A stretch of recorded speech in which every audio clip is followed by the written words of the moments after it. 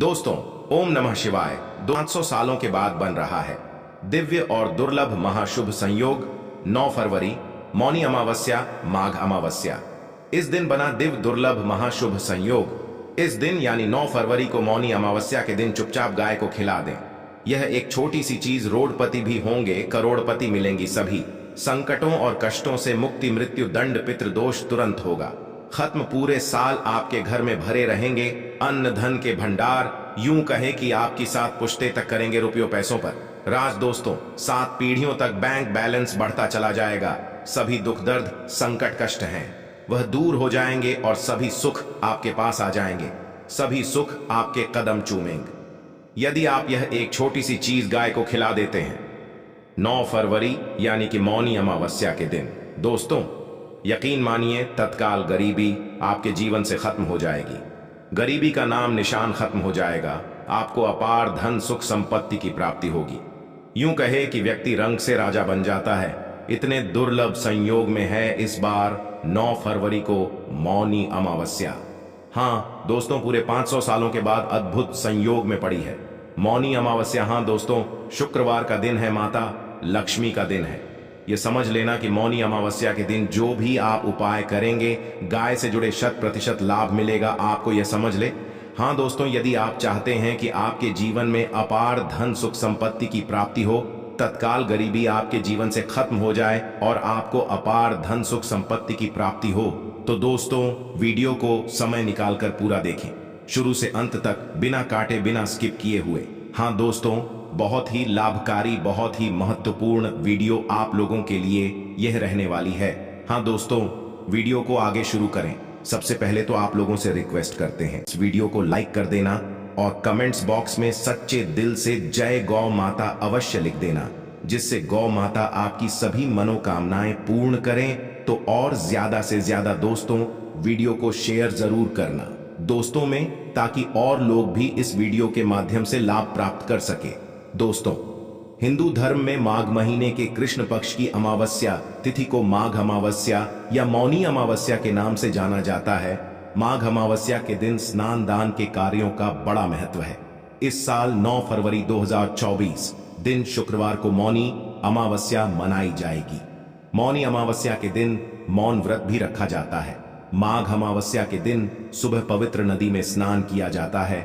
इसके बाद दान पुण्य के कार्य किए जाते हैं। मान्यता है कि ऐसा करने से घर के पितृ प्रसन्न होते हैं, जिससे घर में सुख समृद्धि और खुशहाली आती है। आपको बता दें, मौनी अमावस्या का पावन पर्व स्नान और दान के लिए अति शुभ मंगलकारी माना जाता है। मौनी अमावस्या के अवसर पर पितरों के लिए तर्पण, पिंड दान, श्राद्ध आदि करना भी अच्छा होता है। ऐसा करने से नाराज पितृ भी प्रसन्न होते हैं और साथ ही साथ जिससे पितृ दोष तक भी दूर हो जाते हैं। समस्त पितृ दोषों से छुटकारा मिल जाता है।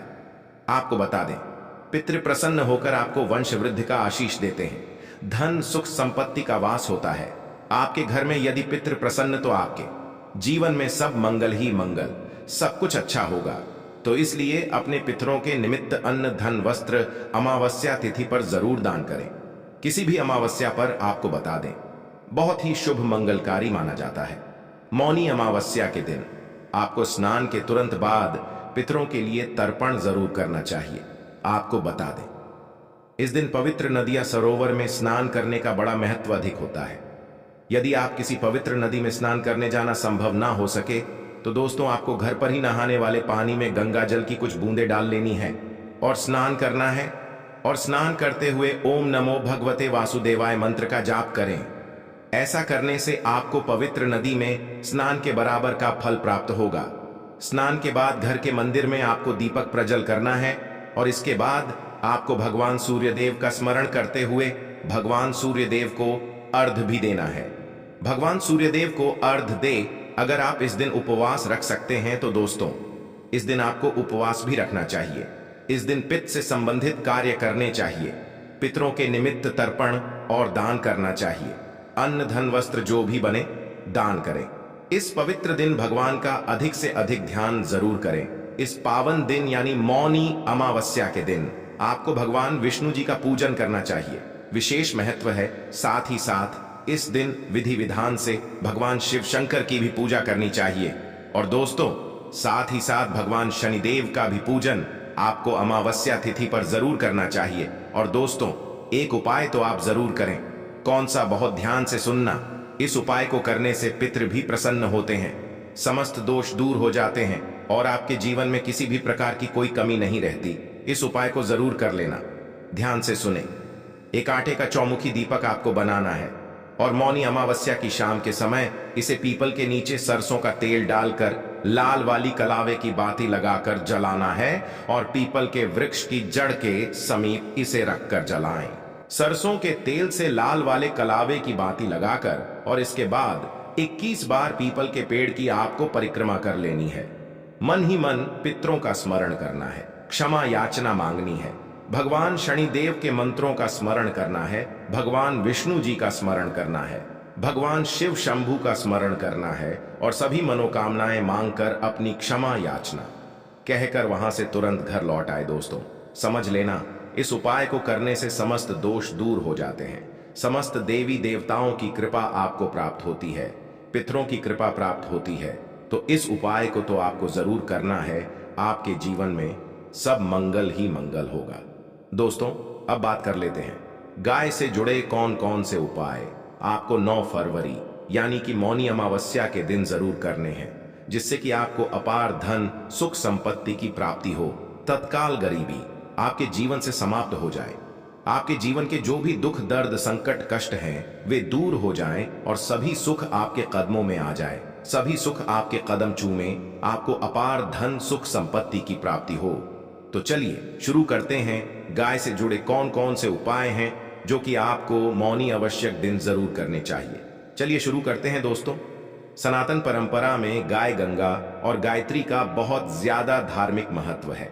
मान्यता है कि गौ माता के शरीर पर 33 कोटि देवी देवताओं का वास होता है। गौ माता की सेवा एवं पूजा करने वाले जातक पर इन सभी देवी देवताओं की कृपा बरसती है। गौ सेवा से न सिर्फ इस जन्म के बल्कि पूर्व जन्म के भी दोष दूर हो जाते हैं। प्रत्येक सुबह जब आपके घर में भोजन बनना प्रारंभ हो तो सबसे पहले बनाई गई रोटी को आप गौ माता के नाम से निकाल दें और भोजन करने से पूर्व गौ माता को इस रोटी को खिलाएं। यदि संभव हो तो काली गाय को खिलाएं। यदि काली गाय ना मिले तो सफेद गाय को भी आप खिला सकते हैं। प्रत्येक पूजा और मांगलिक कार्य में गौ माता या उनसे जुड़ी चीजें जैसे गाय का गोबर गोमूत्र, गाय का दूध अथवा गाय के दूध से बना घी अवश्य शामिल करें। इससे आपको पुण्य फलों की प्राप्ति होगी। सनातन परंपरा के अनुसार जिस घर में गाय होती है उस घर से जुड़े सभी वास्तु दोष स्वतः ही समाप्त हो जाते हैं। किसी भी पूजा में गाय से प्राप्त पंचांग व युक्त पदार्थ का उपयोग अवश्य शामिल करें, क्योंकि पंचांग वय के बिना कोई भी पूजा पाठ और हवन सफल नहीं होता। हाँ दोस्तों, गो कृपा पाने के लिए प्रतिदिन सप्ताह अथवा महीने में परिवार समेत एक बार गौशाला जाने का नियम जरूर बनाएं और वहां गाय को चारा जरूर खिलाएं। इससे आपको शुभ फलों की प्राप्ति होगी और साथ ही साथ गौ सेवा और गो पूजा से 9 ग्रह शांत हो जाते हैं और इनसे जुड़े दोषों का निदान हो जाता है। गर्मियों में गौ मातों को पानी पिलाएं और सर्दी में गौ माता को गुड़ अवश्य खिलाएं। ध्यान रखें कि गर्मियों में गाय को गुड़ न खिलाएं। अनेक देवी देवताओं को अपने शरीर पर धारण करने वाली गौ माता से जुड़े कई और अशुभ संकेत भी होते हैं। मसलन गाय का दूध दहाते समय यदि गाय ठोकर मार दे और सारा दूध बिखर जाए तो अपशगुन होता है। यदि कोई यात्रा पर निकल रहा हो और गाय अपने बछड़े को दूध पिलाती सामने आ जाए तो निश्चित रूप से जिस यात्रा के लिए आप निकले हैं वह यात्रा आपके लिए अवश्य ही सफल होगी और वह काम जिसके लिए आप निकले हैं वह अवश्य ही पूर्ण होगा। यात्रा पर जाते समय बाईं ओर गाय की आवाज आना और रात्रि में गाय की हुंकार करना भी शुभ होता है। दोस्तों, साथ ही साथ गाय के साथ आप भूलकर भी यह काम ना करें, अन्यथा मिलता है घोर नरक और जीवन भर की परेशानियां। दोस्तों, गाय को राष्ट्रीय पशु बनाए जाने और इन्हें मौलिक अधिकार दिए जाने की बात हो रही है तो सवाल उठता है कि गाय जब भारतीय संस्कृति का अहम हिस्सा है तब भी गाय के साथ लोग खराब व्यवहार कैसे कर लेते हैं। गाय दर दर भटकती रहती है, भरपेट इन्हें चारा तक लोग नहीं देते। गाय जब तक दूध देती रहती हैं तो उनकी सेवा होती है, और जैसे ही दूध देना बंद कर देती है तो लोग इन्हें उनकी किस्मत पर छोड़ देते हैं, सड़कों पर और गलियों में भटकने के लिए। ऐसे में गोवंश जीवों को कोई डंडे से मारता है तो कोई उन पर पानी डाल देता है, कभी वाहनों से इन्हें ठोकर लग जाती है तो कभी बीमार होकर बेचारी एक गाय दम तोड़ देती है। ऐसे में जरूरत है इन बातों को जानने की कि गाय को लेकर शास्त्रों में क्या कहा गया है, गाय के साथ आपको कैसा व्यवहार करना चाहिए। हाँ दोस्तों, गाय को कभी भी मारना पीटना नहीं चाहिए। शास्त्रों में गाय को माता का दर्जा दिया गया है। गाय को मारने पीटने वाला माता को मारने पीटने वाले के समान पाप का भागी माना जा है। ऐसे घरों को नरक लोक में वर्षों तक कष्ट भोगना पड़ता है, अगले जन्म पशु योनि में मिलता है। कथा है कि गौतम मुनि ने गलती से गाय को डंडा मार दिया था, जिससे गाय की मृत्यु हो गई थी, और इस पाप से मुक्ति के लिए इन्हें वर्षों तक तपस्या करनी पड़ी। भगवान श्री कृष्ण जी ने बैल स्वरूप में आए वृतासुर का वध कर दिया था, जिससे मुक्ति के लिए भगवान श्री कृष्ण को संपूर्ण तीर्थों को एक कुंड में बुलाना पड़ा, और इस कुंड में स्नान से वह पाप मुक्त हो गए थे। हाँ दोस्तों, साथ ही साथ जो लोग पानी पी रही गाय को भगाते हैं वे घोर पापी के भागी बनकर नरक भोगते हैं, ऐसा पुराणों में बताया गया है।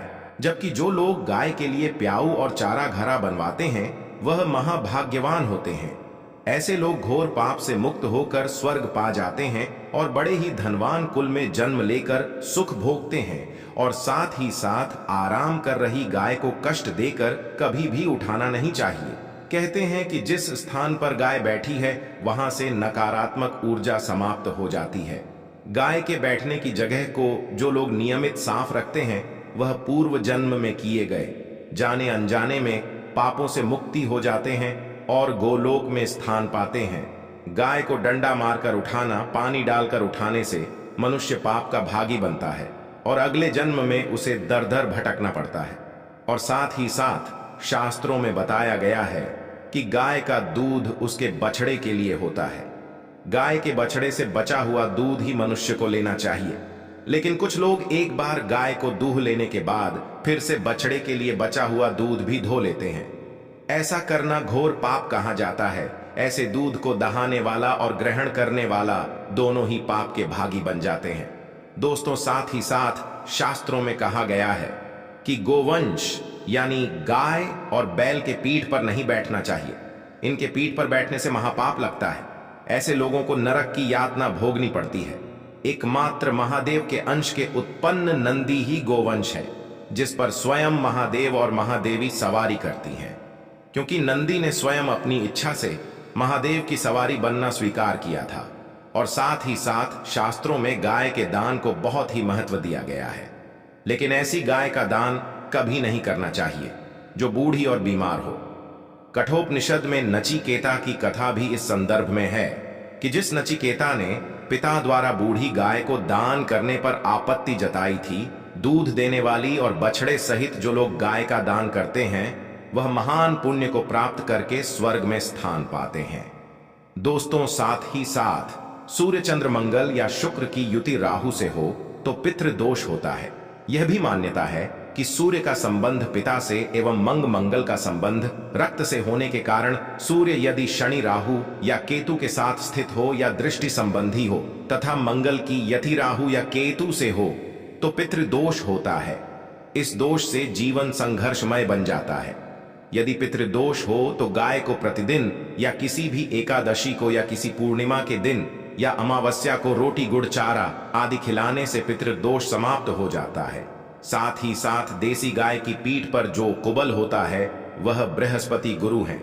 अतः जन्म पत्री में यदि बृहस्पति अपनी नीच राशि मकर में हो या अशुभ स्थिति में हो तो देसी गाय के इस बृहस्पति भाग एवं शिवलिंग रूपी कुबड़ के दर्शन करने चाहिए। गुड़ तथा चने की दाल रखकर गाय को रोटी भी दें। इससे आपको शुभ फलों की प्राप्ति होगी। और साथ ही साथ यदि आप रास्ते में जा रहे हो और सामने से गौ माता आती हुई दिखाई दें तो गौ माता को आप अपनी दाहिनी ओर से जाने देना चाहिए।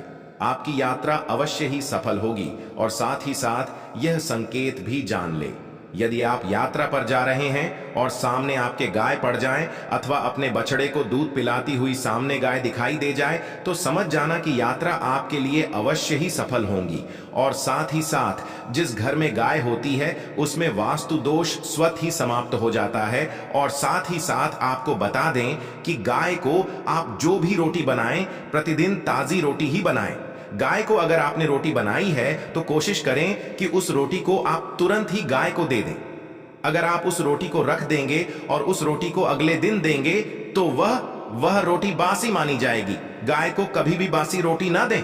इससे घर में नकारात्मक ऊर्जा वास करती है और जो भी कार्य आपके बनने वाले होंगे वह कार्य भी आपके बिल्कुल भी नहीं बनेंगे।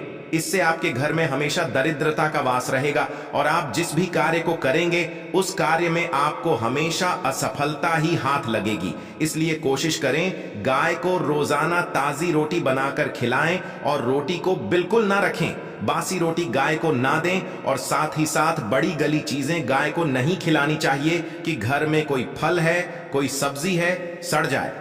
तो लोग क्या करते हैं, गाय को खिला देते हैं। नहीं, ऐसा नहीं करना चाहिए। ऐसा करने से यदि आप गाय को खिलाते हैं तो और आप पाप के भागी बन जाते हैं। आप बिल्कुल भी सड़ी गली चीजें गाय को ना खिलाएं और साथ ही साथ आप आटे की 11 लोइयां बनाकर उनके ऊपर हल्दी लगाएं। इसके बाद आप उन 11 लोइयों को एक एक करके गाय को खिलाएं। प्रत्येक लोए को खिलाते समय गाय के सिंकों पर आप हाथ फेर, पीठ पर हाथ फेरे, मस्तक पर हाथ फेरे, माता गाय के आप चरणों के स्पर्श करें। हाँ दोस्तों, ऐसा करने से आपके समस्त कार्य बनने लगेंगे।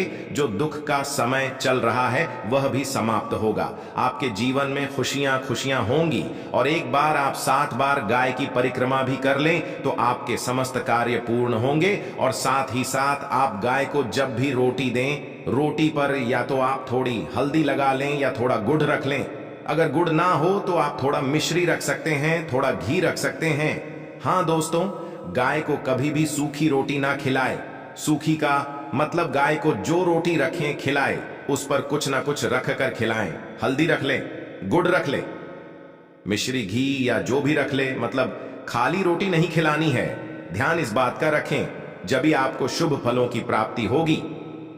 जी हाँ दोस्तों, ये थे गाय से जुड़े कुछ महत्वपूर्ण उपाय, कुछ बातें जिन्हें आपको ध्यान में जरूर रखना चाहिए। दोस्तों, वीडियो अच्छी लगी हो तो वीडियो को लाइक करें, ज्यादा से ज्यादा अपने दोस्तों में शेयर करें। जय गौ माता।